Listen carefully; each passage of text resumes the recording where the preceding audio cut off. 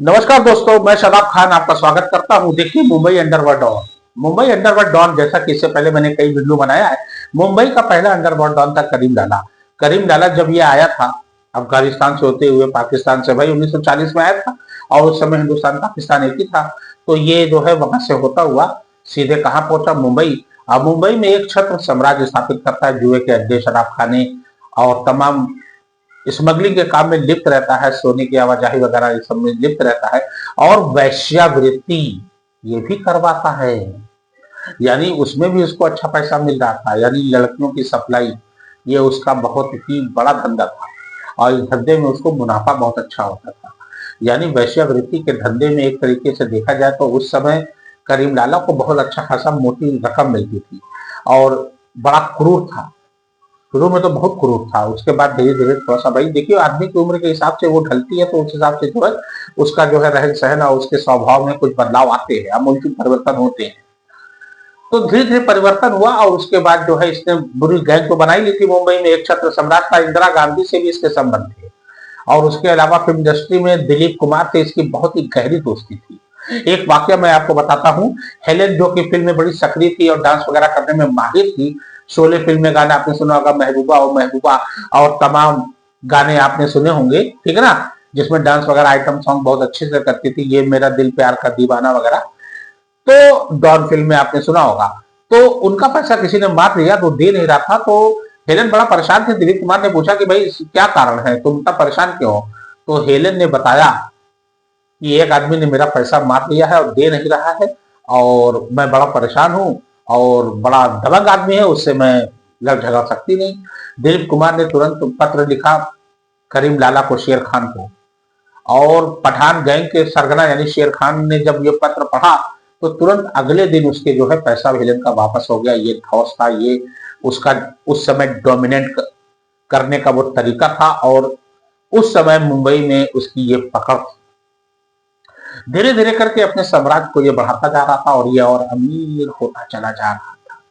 इसकी अकूत संपत्ति हो चुकी थी, मतलब जिस काम में यह हाथ डालता था इसको तरक्की मिलती थी। चारों ओर से पैसे आ रहे थे, पैसे की मानो बरसात हो रही थी। उसी बीच एक गरीब बालक अपने पिताजी के साथ साउथ से, तमिलनाडु से आता है मुंबई में। अब मुंबई की एक गली में मुसाफिर खाना रहता है, वही 7 नंबर गली में, और वहीं पर जो है साइकिल पंक्चर की दुकान खोलते हैं उनके पिताजी और वही उनके साथ रहता है, क्योंकि उनके परिवार बहुत गरीब था, वहां पे जीवन यापन नहीं हो रहा था। मजबूरी वश वो मुंबई आए थे। 8 साल का बालक, अबोध बालक, धीरे धीरे बड़ा हो रहा था और निगाह का और दिमाग का बहुत तेज था। जब ये 17-18 साल का होता है, नाम हाजी मस्तान। जब ये 17-18 साल के होते हैं तो ये यार्ड यानी कि जो शिप वगैरह, जो पानी का जहाज आता था, वहां पे सामान वगैरह आते थे, तो वहां से ढोकर गंतव्य स्थान तक पहुंचाने के लिए कुली लगते थे। आपने जैसे कि एक फिल्म आई थी, देखा होगा, दीवार, अमिताभ बच्चन ने कुली उसमें जो है वो रोल किया है, बोझा उठाने वाला। तो वही एकदम सेम कंडीशन वही कुली वाली इसमें है। जैसे जंजीर एक फिल्म आई थी अमिताभ बच्चन की, उसमें प्राण की जो भूमिका थी, वो भूमिका का जो किरदार बिल्कुल मिलता जुलता जो है ये शेर खान से है। और जो फिल्म आई थी दीवार, दीवार में जो अमिताभ बच्चन ने रोल किया था शुरू में कुली वाला, जो बोझट होता था, वो सेम किरदार मिलता जुलता है हाजी मस्तान से। तो हाजी मस्तान जो है ढोते ढोते जब उसने देखा कि यहाँ पर स्मगलिंग बहुत आसानी से किया जा सकता है, कोई रोक टोक नहीं, कोई चेकिंग नहीं, बहुत हल्की फुल्की उस समय चेकिंग होती थी। मतलब अगर सोना बाहर से लाया जाए, बहुत सस्ता पहले बाहर मिलता था, और हिंदुस्तान में अगर बेचा जाए तो उसको ये अंदाजा हुआ कि अच्छा खासा मुनाफा होगा।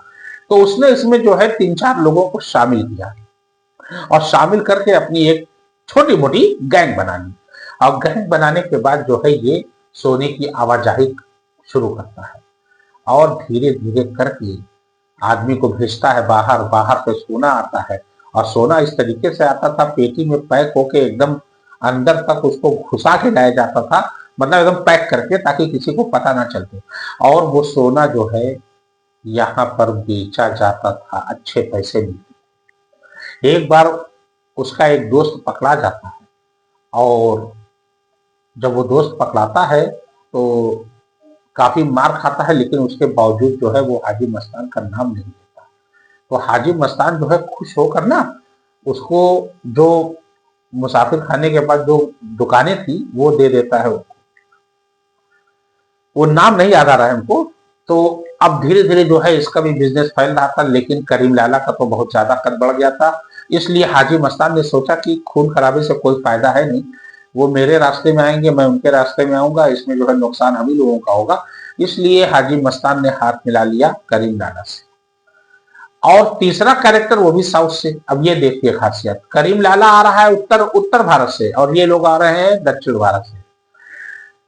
वरदराजन जब आता है तो वो भी जो है अपना थोड़ा बिजनेस फैलाना चाहता है, शराब का धंधा, वैश्यावृत्ति वगैरह में वो भी जो है इन्वॉल्व रहता है।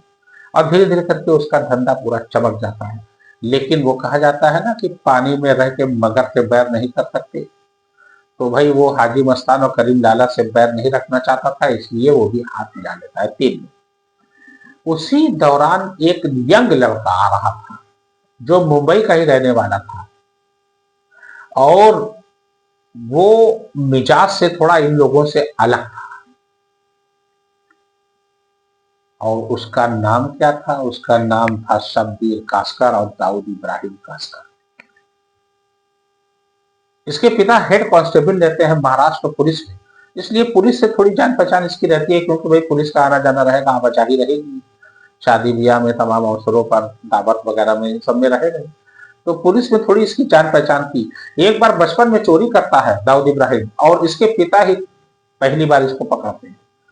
और तब से लेके जो अपराध की दुनिया में ये उतरता है तो कभी पीछे मुड़कर नहीं देखता। इसको इसके पिता इसको निकाल देते हैं, शब्बीर कास्कर को भी। दोनों भाई अपना गैंग बनाते हैं और अपना अलग ठिकाने पे रहते हैं। और इसके पूरा परिवार था इसका भरा पूरा, हसीना पारकर वगैरह सब इसकी बहन थी। लेकिन हसीना पारकर को ये बहुत मानता था। हसीना पारकर लेडी डॉन वो भी बाद में बनी, आप लोगों ने इसकी वीडियो मैंने अलग से बनाई।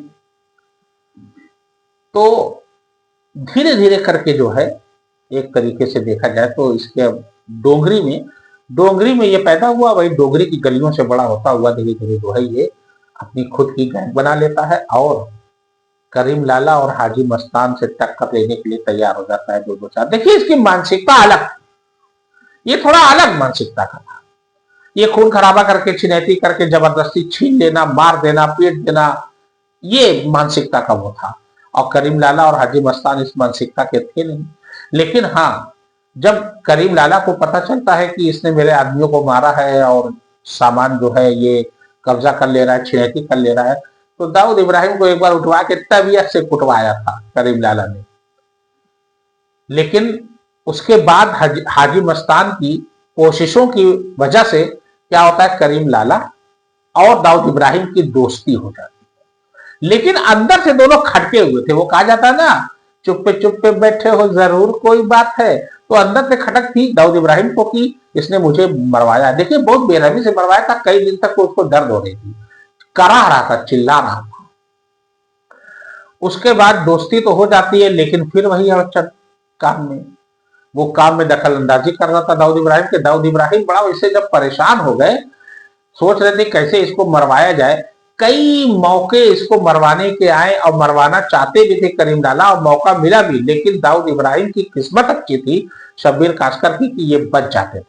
मुखबिर की वजह से या उनके आदमियों की वजह से इनको पहले पता चल जाता था और ये ठिकाना बदल देते थे, वहां से हट जाते।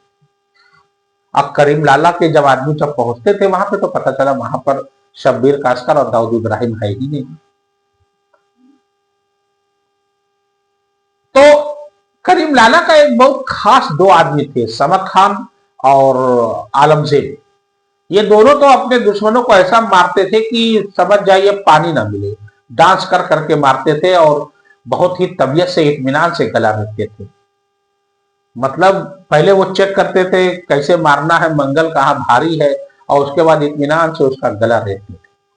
समद खान को तो इस तरीके से दाऊद इब्राहिम ने मरवाया कि समद खान करीम लाला की समझ जाइए आग बाहर आ गई, कोर्ट के बीचों बीच में मरवा दिया अपने आदमी से कह के, शूटर की कहने से।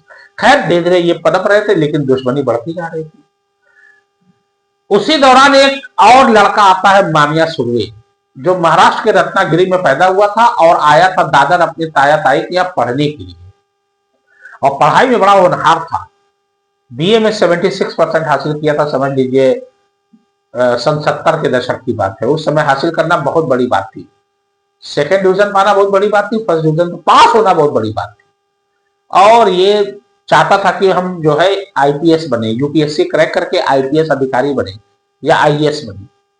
लेकिन इसका एक भाई था भार्गव सुरवे, ये जो है ना अपराध की दुनिया में उतर चुका था, खून खराबा करना, मारपीट करना, चिड़ैती करना और उसके अलावा जो जुआ खेलना, इन सब में इन्वॉल्व था। और मानिया सुरवे बड़ा इससे परेशान था, उसका परिवार भी बड़ा परेशान था। और एक दिन भार्गव सुरवे को 10-12 लोग घेर लेते हैं, मानिया सुरवे उसको बचाने जाता है भार्गव सुरवे को। भार्गव सुरवे मानिया सुरैया का सौतेला भाई रहता है, मानिया सुरवे का सौतेला भाई, ध्यान देना। तो जब बीच बचाव कर रहा था भार्गव सुरवे का, क्योंकि 8-10 लोग उसको पकड़ लिए और जा रहे थे मारने के लिए, अब मानिया सुरवे से रहा नहीं गया क्योंकि भाई था। तो जब उसको बचाने के लिए गया और उस आदमी को पकड़ लेता है मानिया सुरवे, क्योंकि कद काठी का बड़ा मजबूत था, थोड़ा सा मतलब गठीले बदन का था। तो ये भार्गव सुरवे जो है तैश में आके उसका मर्डर कर देते हैं और इल्जाम दोनों भाई पे चला जाता है। और वहां का पुलिस, करप्ट पुलिस रहता है दामुलकर, वो गिरफ्तार करता है। जबकि मानिया सुरवे बहुत गिड़गिड़ाता है कि मेरा हाथ इसमें नहीं है, मैं पढ़ाई करना चाहता हूँ और पढ़ाई में मैं तेज भी हूँ, मेरा सर्टिफिकेट देख लीजिए, मैं यूपीएससी की तैयारी कर रहा हूँ, आपकी तरह बनना चाहता हूँ, पुलिस अफसर बनना चाहता हूँ। तो वो हंसता है पुलिस अफसर, बोलता है कि पुलिस वाला बनेगा, चल अंदर चल। और अंततः 302 के तहत इनको जो है 14 साल की सजा, कै साल की, 14 साल की इनको सजा हो जाती है। जेल में वो जाके अपनी खुद की गैंग बनाता है, शेख मुनीर वगैरह उसके साथ होते हैं और भार्गव सुरवे को ही जेल में मरवा दिया जाता है और मानिया सुरवे बच जाता है। फिर मानिया सुरवे अपने भाई का बदला लेने के लिए जेल ही में उस आदमी को जिसने उसके भाई को मारा था उसको मार देता है। और 9 साल की सजा पूरे करने के बाद 10वें साल में वो जेल से फरार हो जाता है। मुंबई पहुंचकर वो अपनी खुद की गैंग बनाता है और उसके बाद जो है ये छिनैती करना, बैंक लूटना, लोगों को धमकाना, एक्सटॉर्शन वगैरह में इस सब में इन्वॉल्व हो जाता है। धीरे धीरे करके इसकी जो है शोहरत बढ़ रही थी, इसका नाम बढ़ रहा था। तो जब करीम लाला को पता चला कि ऐसा आदमी है, ऐसा लड़का है और बड़ा तेज तर्रार है और काम में माहिर है, तो उसको बुलाया जाता है दाऊद इब्राहिम गैंग को खत्म करने के लिए। मानिया सुरवे आता है, करीम लाला बताते हैं कि ऐसे ऐसे करना है, बोलता है ठीक, पैसा मिलेगा तो सब हो जाएगा। उसके बाद शब्बीर कास्कर की ये ताक में थे ही। शब्बीर कास्कर ना अक्सर जाता था सिद्धि विनायक मंदिर के पास एक जगह थी, वहां जाता था और लौटकर पेट्रोल पंप पे ये तेल भरवाता था। जब ये लौटता है पेट्रोल पंप भरवाते के लिए, आधी रात में मानिया सुरवे और उसके गैंग के लोग आते हैं, ताबड़तोड़ फायरिंग करते हैं और शब्बीर कास्कर मारा जाता है। अब सोच लीजिए 1981 की बात है। अब दाऊद इब्राहिम को तो जैसे मानो काटो खून नहीं, वो अपने भाई का बदला लेने के लिए हर मुमकिन कोशिश करता है और पूरी तरीके से तैयार रहता है कि कोई भी अगर उसको सुराग दे दे मानिया सुरवे का तो उसको जो है मुंह मांगे इनाम भी देगा। मानिया सुरवे इधर उधर बदल के अपना ठिकाना रहता है, लेकिन अंततः कहा जाता है कि एक मुखबिर से पता चल जाता है दाऊद इब्राहिम को, और यह भी कहा जाता है कि मानिया सुरवे की गर्लफ्रेंड ने बता दिया था कि मानिया सुरवे फला जगह आएगा। इस बात में कितनी सच्चाई है ये बिल्कुल अभी क्लियर नहीं हुआ है। फिलहाल मानिया सुरवे आता है अंबेडकर जंक्शन कॉलेज के पास, बडाला के अंबेडकर जंक्शन कॉलेज के पास। कौन सा बडाला? वहीं पर पुलिस शादी बेस में रहती है, कोई चना बेच रहा है, कोई शूज पॉलिश कर रहा है, तो कोई ठेला लगाया हुआ है, कोई लुंगी पहन के टहल रहा है, सब पुलिस वाले। और उसका इंचार्ज बनाया जाता है इसाक बागवान को, बहुत तेज तर्रार अधिकारी रहते हैं पुलिस। और उसके बाद जैसे ही मानिया सुरवे 1:30 या 2 बजे आता है, टन टन टन टन, पहले से ताक में बैठी पुलिस तैयार रहती है, तुरंत इशारा होता है इसाक बागवान का। मानिया सुरवे समझ जाता है कि ये पुलिस है, क्योंकि पुलिस के हाल चाल ढाल से, पहनावे से, उसके चलने से पता चलता है। और वो कहा जाता है ना कि पुलिस की पहचान उसके जूतों से होती है, जूता पहने थे कुछ। जैसे ही मानिया सुरवे निकालता है मारने के लिए 5 गोली, ठाए ठाए ठाए ठाए ठाए, मानिया सुरवे वहीं गिर जाता है, लेकिन उसकी सांस जिंदा रहती है। जिंदा रहता है। मुंबई पुलिस उसको डालती है वैन में और घुमाया जाती है, जबकि वहां से बनारस से हॉस्पिटल का रास्ता 10 मिनट का था। आधी घंटा जब हो जाता है, मोनिया सुबह समझ जाता है कि ये मुझे मारना चाहते हैं, पूरे तरीके से खात्मा करना चाहते हैं, क्योंकि ऊपर से आदेश आ गया था कि मानिया सुर्वे जीवित ना बचे। और वही होता है, जब उसकी अंतिम सांसें रुकती है तब जाके हॉस्पिटल के सामने गाड़ी रोकी जाती है। इस तरीके से उसका खात्मा होता है। लेकिन करीम लाला गैंग का सफाया, क्योंकि पुलिस भी इसके साथ थी, पुलिस ने इसका सपोर्ट किया था इब्राहिम का, दाऊद इब्राहिम का, इसी वजह से तो ये सब हो पाया था। इधर जो है ये करीम लाला गैंग धीरे धीरे साफ हो रही थी और करीम लाला की उम्र हो गई और ये पूरी गैंग समाप्त हो गई। हाजी मस्तान भी लगभग वो खत्म हो गए और ये दाऊद इब्राहिम भाग गया कराची, पाकिस्तान, दुबई से होता हुआ कराची, और अपने कुछ खास खास आदमियों को भी साथ में ले लिया और उसके बाद वहीं से अपने जो है अड्डे का संचालन करता था, पूरी मुंबई को जो है वो चला रहा था। संजय दत्त के बारे में आपको पता होगा, AK-56 जो निकली थी वो दाऊद इब्राहिम के आदमी ने ही दी थी। ये क्या कहते हैं इसका नाम, अबू सलेम, छोटा शकील, ये सब में इन्वॉल्व थे और उन्होंने दी थी। और संजय दत्त जो है बाद में खैर बरी हुए, लेकिन काफी मुश्किलों का सामना किया। बाल ठाकरे की वजह से संजय दत्त बचे, अन्यथा बचते ना, क्योंकि सुनील दत्त ने बहुत कोशिश किया, संजय दत्त के पिता ने संजय दत्त को बचाने की, तमाम बड़े बड़े नेताओं से मिले, लेकिन किसी ने हाथ नहीं डाला क्योंकि संजय दत्त पे टाटा लग चुका था। लेकिन बाल ठाकरे, जिसे महाराष्ट्र का टाइगर कहा जाता था, उन्होंने बोला कि मैं इस लड़के को बचाऊंगा, हामी भर दिया, अब बचाया। अब बोला आगे से ऐसी गलती मत करना। फिर संजय दत्त ने दोबारा ऐसी गलती नहीं किया और उसके बाद ब्लास्ट होता है, दाऊद इब्राहिम कराता है, अबू सलीम, सत्या, छोटा शकील और रशीद लतीफ जो गुजरात वाला डॉन था, वो तो और बहुत बहुत खतरनाक था। इन सब जो है कांड कराते हैं और बेकसूर लोग मारे जाते हैं। तब से वो पाकिस्तान में है दाऊद इब्राहिम। मुंबई पुलिस को तलाश है, जिस दिन मुंबई पुलिस सक्रिय होगी, या मुंबई पुलिस जो है सक्रिय तो है ही, लेकिन मुंबई पुलिस के हाथ नहीं आ रहा है, क्योंकि अंतर्राष्ट्रीय स्तर पे कई दस्तावेज देने होते हैं और उस तरीके के दस्तावेज शायद हमारे हिंदुस्तान पुलिस के पास नहीं। फिलहाल वो हमारे दुश्मन देश पाकिस्तान में बैठा हुआ है और वो जानता है कि मैं यहीं महफूज रहूंगा।